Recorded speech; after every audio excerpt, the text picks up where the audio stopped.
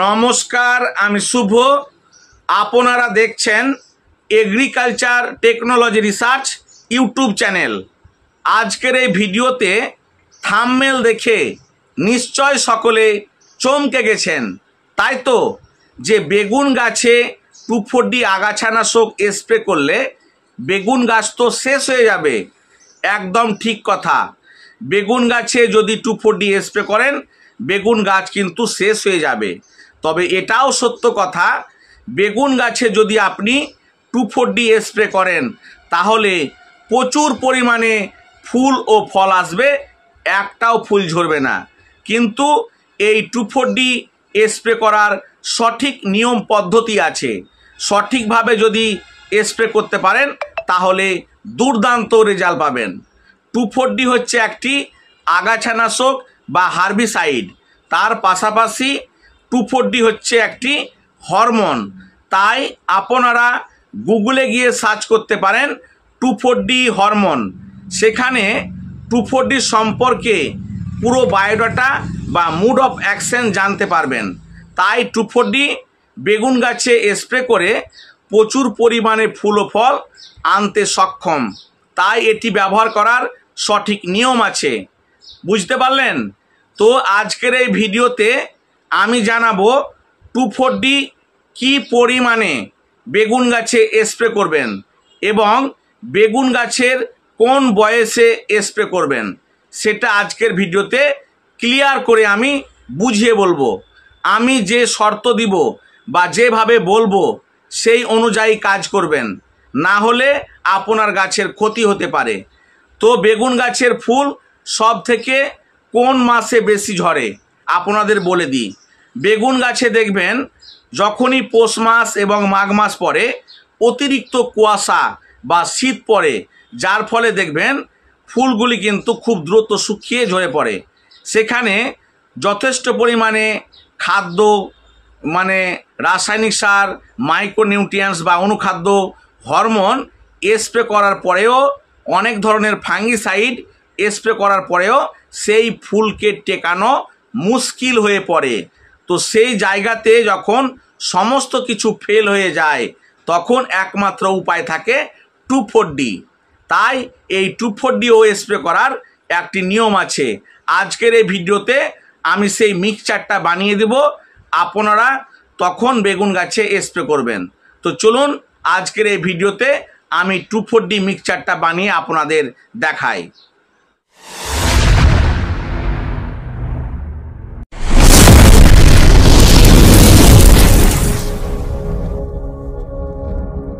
তো এখন আমি আপনাদেরকে 2,4-D মিক্সচার কিভাবে তৈরি করবেন সেটা দেখাবো। সঠিকভাবে যদি করতে পারেন তাহলে কিন্তু রেজাল্ট 100%। আর যদি আপনি ডোজ বেশি দিয়ে দেন তাহলে কিন্তু ক্ষতি হয়ে যাবে। তাই সঠিক ডোজটি আপনি দেখে নিন। তো মিক্সচারটা এখন আমি তৈরি করছি। তো মিক্সচার তৈরি করার জন্য সর্বপ্রথম একটি আপনি কৌটো বা বালতি নেবেন আর একটি মগ নেবেন। তো আপনাদের আমি বোঝানোর জন্য আমি এখানে একটি মগ নিয়েছি, বুঝতে পারলেন? এবার কি করবেন, 1 গ্রাম 2,4-D 100 লিটার জল হবে, বুঝতে পারলেন? 1 গ্রাম 2,4-D আপনি ভালো করে মাপবেন, 1.5 থেকে 2 গ্রাম যেন না হয়, একদম 1 গ্রাম সঠিক মাপ নেবেন। দিয়ে আপনি 100 লিটার জল তৈরি করবেন, বুঝতে পারা গেল? 1 গ্রাম 2,4-D 100 লিটার জল করতে হবে। তো এবার আমি মিক্সচারটা তৈরি করছি। দেখুন, এই কৌটোতে আমি এখন জল দিব। তাহলে আমাদের সকলেরই প্রায় মোটামুটি 15 লিটারের ট্যাঙ্কি, তাই তো? তো যদি আমি 7 ট্যাঙ্কি করি তাহলে 7×15 105, মানে 105 লিটার জল হবে, তাই তো? তো এটা আমি ভাগ করে দেখাবো। তো এখানে আমি টোটাল এখানে 7 মগ করব, 7 ml আপনার দিব। 1 2 3 4 5 6 7 7 করলাম, দেখলেন আপনারা 7 বার আমি কিন্তু দিলাম, মানে 7 একটা বালতিতে 7 মগ বা 7 গ্লাস জল দেবেন, এটাই হচ্ছে ব্যাপার। এবার এই জায়গাতে আপনি 240 দিবেন। তো 240 আমি আগে থেকেই মেপে রেখেছি কম্পিউটারে। এই যে 1 গ্রাম 240 মোটামুটি এতটা হবে, দেখছেন একদম তলে আছে, একদম এইটুকু মাত্র মাল, একদম এইটুকু মাল, মাত্র 1 গ্রাম হয়েছে। এই 1 গ্রাম 240 100 লিটার জল বানাবো। তো এখানে আমি দিলাম কত 7, মানে আমি 7 ট্যাঙ্কি, 7 × 105 হয়। তো এবার এর মধ্যে এই পাউডারটা আমি দিয়ে দেবো। পাউডারটা দিয়ে দেওয়ার পরে ভালোভাবে আপনি পাউডারটাকে এইভাবে মিক্সচার করবেন। মিক্সচার করে নেওয়ার পরে এটি 7 মগ জল হলো, বুঝতে পারলেন? এবার এই 7 মগ জল আপনি কি করবেন, এক এক ট্যাঙ্কিতে 1 মগ আপনি জল দেবেন, বুঝতে পারা গেল? তাহলে 7 ভাগ হয়ে যাবে, মানে 105 লিটার আপনার জল তৈরি হয়ে যাবে, বুঝা গেল?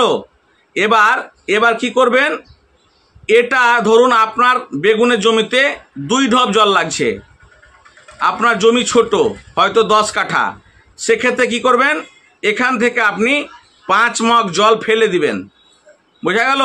ভালো করে মেপে আপনি 5 মগ জল ফেলে দিবেন, তাহলে কত থাকলো 2 মগ জল। এবার এই 2 মগ জল আপনি 2 ট্যাঙ্কিতে দিয়ে আপনি স্প্রে করবেন আপনার বেগুন গাছে, বোঝা গেল? তাহলে জল হবে 30 লিটার।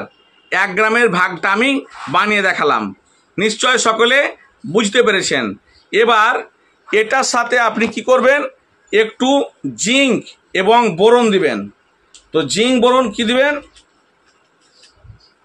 জিঙ্ক বোরন, এই যে দেখেন জিঙ্ক বোরন, এটা হচ্ছে মাইক্রো কেমিক্যালস ইন্ডিয়া কোম্পানির, আপনি যে কোনো কোম্পানির জিঙ্ক বোরন নিতে পারেন।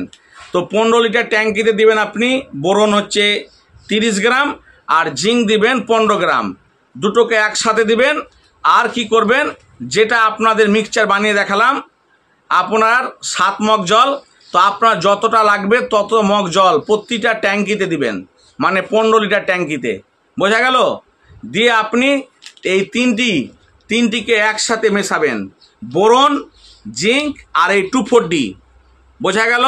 এখানে 7 মগ জল করেছি, তার মধ্যে আপনার কতটা ট্যাঙ্কি হবে, 7 ট্যাঙ্কি হবে, তাই তো?